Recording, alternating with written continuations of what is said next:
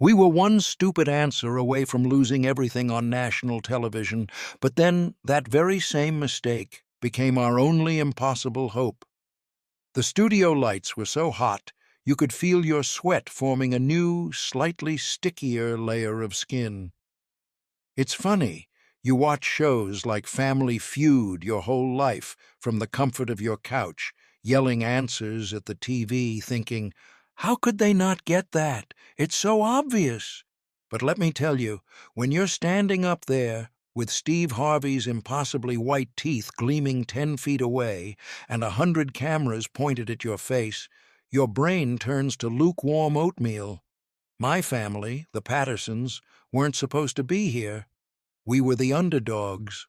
My mom, Brenda, had sent in the application on a whim after my dad, Tom, got laid off from the plant.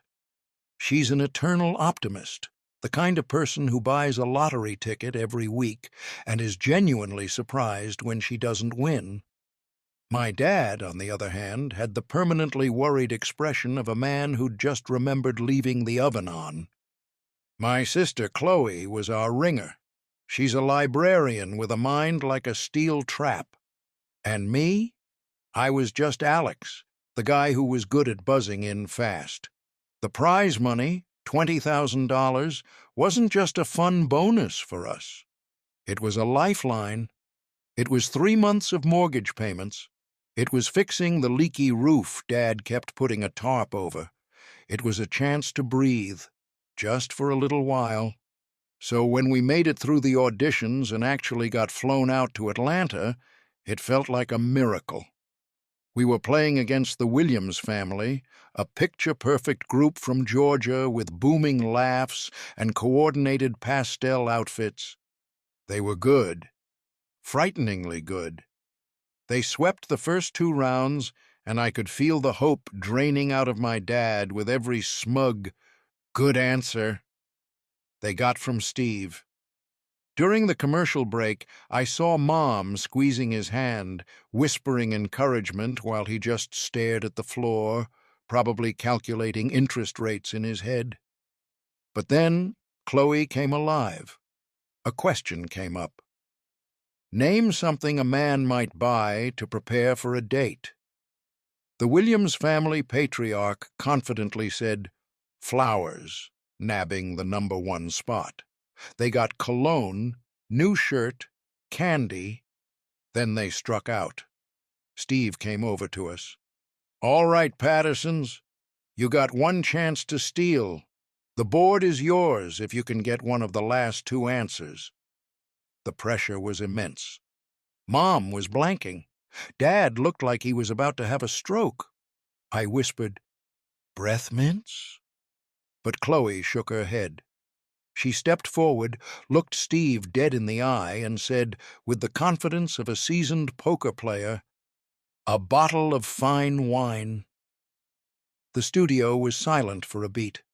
Then that glorious ding echoed through the air. The board lit up. Wine, 12. Our side of the room exploded. We stole the points, and suddenly we had a pulse. We rode that momentum, winning the next round on a question about things you find in a junk drawer. It all came down to the final round before fast money. The score was 280 to our 295. Whoever won this round would play for the 20 grand. Steve Harvey was in his element, milking the drama for all it was worth. It all comes down to this, folks, he boomed, his voice echoing. One more answer on the board.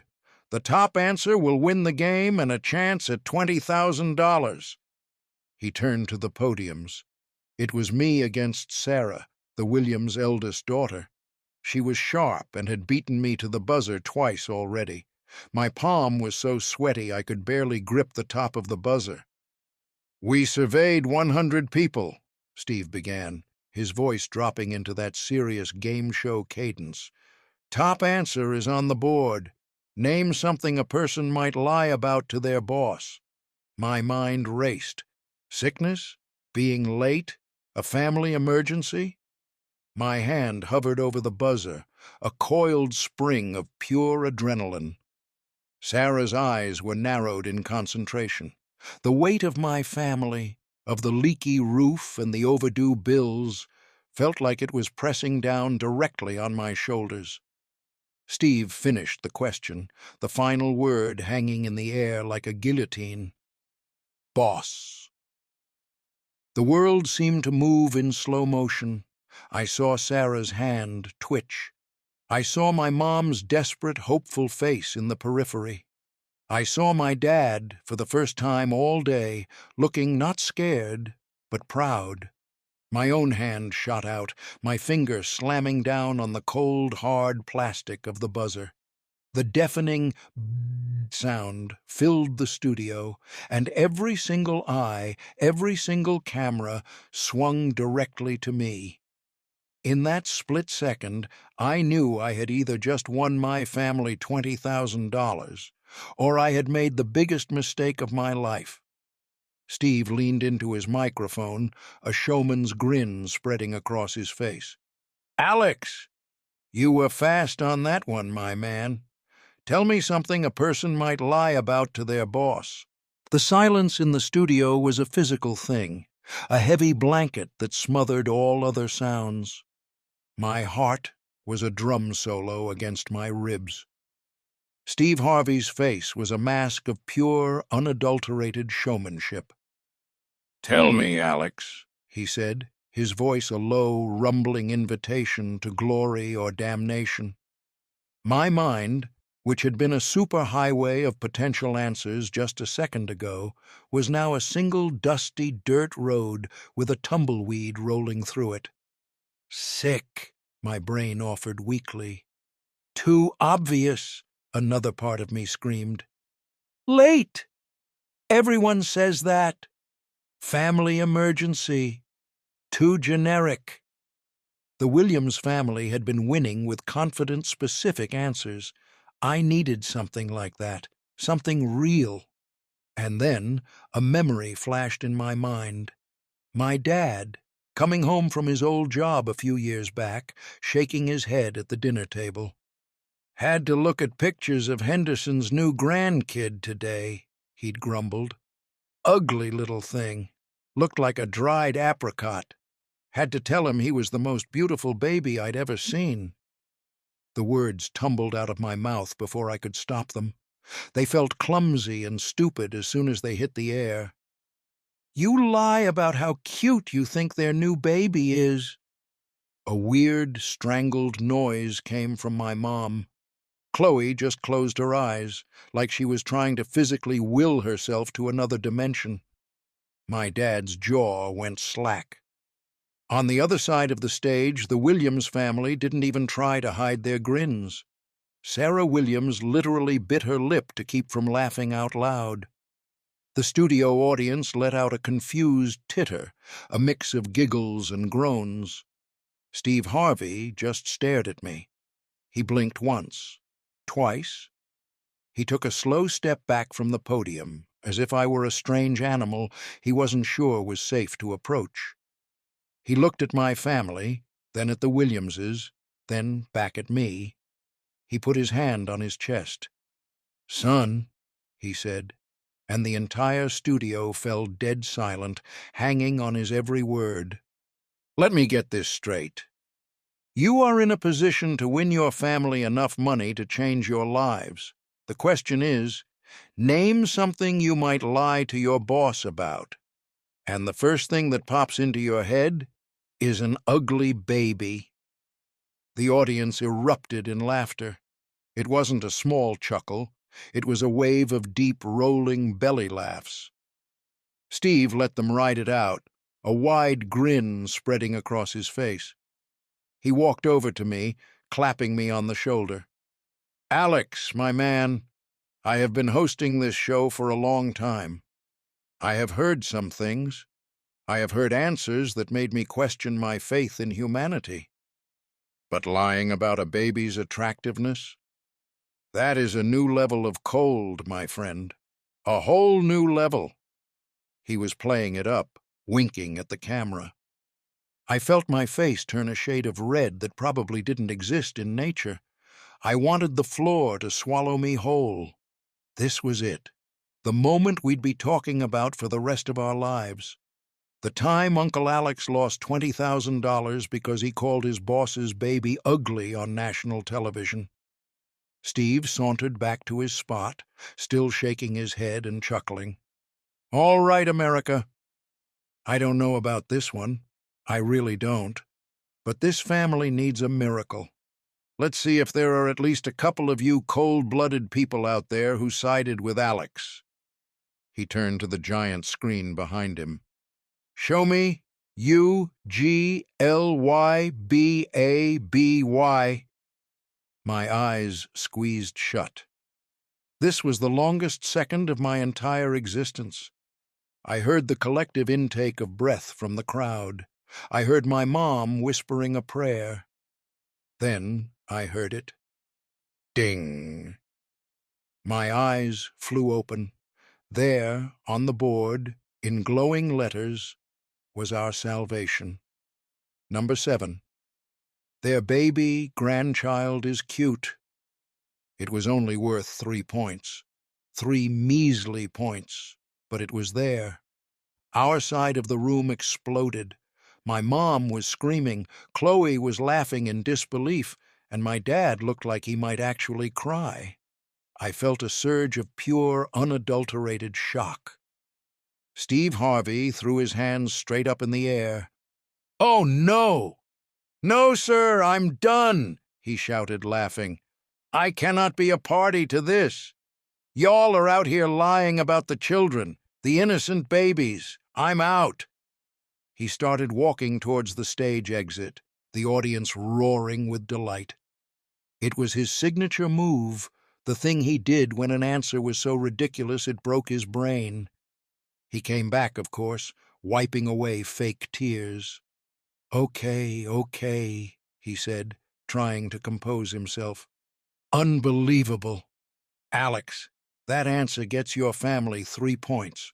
You're now in the lead, 298 to 280.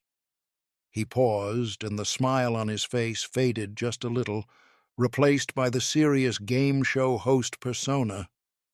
The elation I felt began to curdle in my stomach.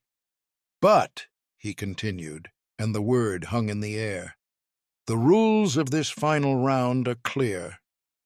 To win the game on the buzzer, you have to get the number 1 answer." He looked at me, then over at the Williams family. "You did not get the number 1 answer. That means Patterson's. You do not get to play the board." My heart plummeted from my throat to my shoes. Steve turned his full attention to the other family, who were now looking at us not with amusement, but with the focused intensity of sharks that smell blood in the water. "Williams family," Steve announced, his voice booming through the studio. "You have a chance to steal the game and play for $20,000. There are 6 answers left on the board, including the number 1 answer. If you can find it, you win." Mr. Williams, the patriarch, stepped forward. He had a smug, confident look on his face, the look of a man who had been given a gift from the gods of television. He knew, and I knew, and every single person in that studio knew what the number 1 answer was. It was the first thing that should have come out of my mouth. It was the most obvious, simple, slam-dunk answer in the history of the show, and I had been too clever, too panicked, to say it. Mr. Williams leaned into his microphone, his eyes locked on mine, a triumphant glint in them. "Steve," he said, his voice smooth as silk, "I think we all know what people really lie about." My idiotic, absurd answer had given them this chance. It had snatched defeat from the jaws of victory. I watched Mr. Williams, his chest puffed out, radiating a smug confidence that made my stomach churn. My family was silent beside me. The joyous energy from a moment ago completely evaporated, replaced by a tense, heavy dread. We were so close, We could practically smell the $20,000. Now it was slipping through our fingers like sand. Steve Harvey, ever the master of ceremonies, drew out the moment. "All right, Mr. Williams. You've had a moment to confer with your family. The Pattersons have left the door wide open. You get this. You're playing for the big money. Tell me, what do you think is the number one thing a person might lie about to their boss?" Mr. Williams gave a small, condescending smile in my direction before turning his full attention to Steve. "Well, Steve," he began, his voice dripping with faux folksiness, "down here in Georgia, we value honesty. But sometimes a little white lie is necessary to keep the peace.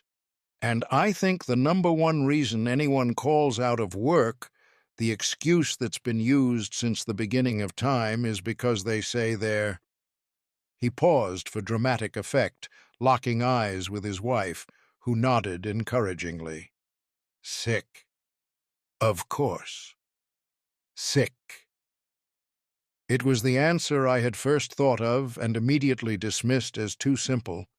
My brain had gone for a convoluted triple backflip of a response when all it needed was a simple step forward. A wave of nausea washed over me. I felt my mom's hand find mine, her grip ice-cold and trembling. Dad just stared straight ahead, his face a granite mask of disappointment. "All right, Williams family," Steve boomed, his showman's smile back in place. "For the game, is sick the number one answer? Show me sick." The world seemed to hold its breath. The giant screen behind Steve flickered. In my mind, I saw the flashing lights. I heard the triumphant ding. I pictured the Williams family jumping up and down, their pastel outfits a blur of victorious celebration. I braced myself for the crushing blow. And then, nothing. No ding, no flashing lights, just a big angry red X and the bone-jarring buzz of a wrong answer. A collective gasp swept through the studio audience. The Williams family froze, their triumphant smiles melting into masks of utter shock. Mr. Williams looked at the board as if it had personally insulted his ancestors. He mouthed, his voice a disbelieving whisper. Steve Harvey looked just as surprised as everyone else. He stared at the board, then at his card, then back at the board. "It's not there," he announced, a note of genuine surprise in his voice. "Sick is not up there." A jolt of pure, unadulterated electricity shot through me. We weren't dead yet. I looked at my family. Mom's eyes were wide with disbelief. Chloe had a single quizzical eyebrow raised. "Dad?" Dad was still staring straight ahead, but the granite had cracked, just a little. "Okay, Williams family, you've got 2 strikes, Steve said, regaining his composure.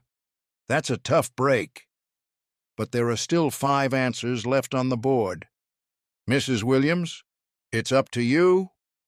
Mrs. Williams, a woman who looked like she organized church bake sales with military precision, stepped forward. She looked rattled. The air of invincibility that had surrounded their family was gone. She took a deep breath. Okay. Steve, sometimes you're just running behind. You don't want to admit you overslept. So you say you're stuck in traffic."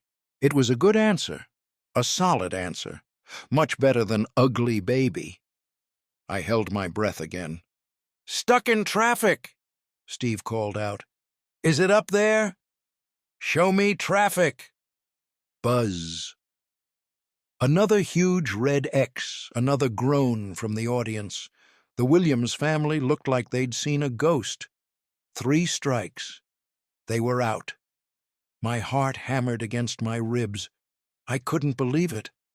I looked at my family, my eyes wide. This was it. The points were ours. The game was ours. We were going to fast money. Steve Harvey turned to us, a look of pure mischief on his face. "Patterson family," he said, drawing out the name. "Well, well, well. Looks like your boy Alex's ugly baby pulled you out of the fire. By the skin of your teeth, you have won the game with 298 points. You're going to fast money." The studio erupted. It was a chaotic explosion of relief and joy. My mom was screaming and hugging me so tight I could barely breathe. Chloe was laughing, a genuine, happy laugh. My dad grabbed me in a bear hug, pounding my back and actually smiling, a real, full-toothed smile that reached his eyes. For a few seconds, everything was perfect. We had done it. Against all odds, we had won. The mortgage, the roof, the breathing room, it was all within our grasp. We were ushered over to the side of the stage while the crew set up for fast money. The producer, a harried-looking woman with a headset, congratulated us. "Great job, guys. Alex, that was something else," she said with a wry smile. "Now, who is playing?" It was always the plan for Chloe and me to play fast money. She was the smart one, I was the quick one. We'd practiced for weeks in our living room, my mom reading questions from a notepad. We were ready. But as Chloe and I prepared to take our places, the stage manager came jogging over to Steve, whispering urgently in his ear. Steve's jovial expression slowly faded. He nodded, his face growing serious. He held up a hand, silencing the still cheering crowd. "Hold on, folks. Hold on a minute," he said, his voice cutting through the noise. An uneasy quiet fell over the studio. We have a situation here." He looked over at the judge's booth, then back at the main screen, which was still displaying the results of the last round. "It seems there may have been an error." My blood ran cold. The happy buzz I'd been feeling instantly vanished, replaced by a cold, sharp dread. What was happening? Steve walked slowly towards the center of the stage, looking directly into the main camera. "Folks at home, we have to pause the game for just a moment. The judges are reviewing the last answer." He then looked over at the Williams family, who were standing off to the side, looking utterly confused. Then his eyes found ours. They weren't twinkling anymore. They were filled with something that looked suspiciously like pity. "It appears," Steve said, his voice now low and serious, "that the answer 'sick' was on the survey." He paused, letting the weight of his words sink in. "There was a technical glitch with the board. The number one answer did not display." The words hung in the air, thick and suffocating. A technical glitch. The number one answer didn't display. A wave of murmurs rippled through the studio audience, a sound like dry leaves skittering across pavement. My family stood frozen, the celebratory smiles wiped clean from our faces, replaced with identical masks of stunned disbelief. On the other side of the stage, the Williams family's confusion was morphing into something else, a dawning, predatory hope. My mind refused to process it. It was like trying to solve an equation where none of the numbers made sense. We won. The buzzer sounded for them, not us. We were going to fast money. This had to be some kind of mistake, another layer of television drama. But one look at Steve Harvey's face told me this was no act.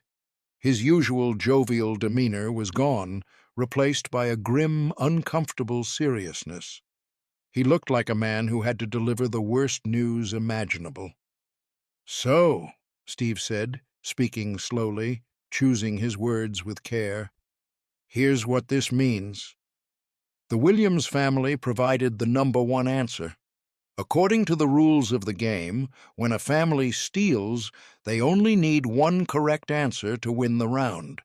Their first answer, 'sick,' was correct. He took a deep breath. Therefore, the points for that round and the game should have been awarded to the Williams family. A sound escaped my mom's throat, a small, wounded gasp. Chloe put an arm around her. My dad's face, which had been so full of pride just minutes before, had crumbled back into its familiar landscape of worry and defeat. He looked 20 years older. I felt a hollow cavern open up in my chest. This was my fault. My stupid, ridiculous answer about an ugly baby had created this chaotic, impossible situation.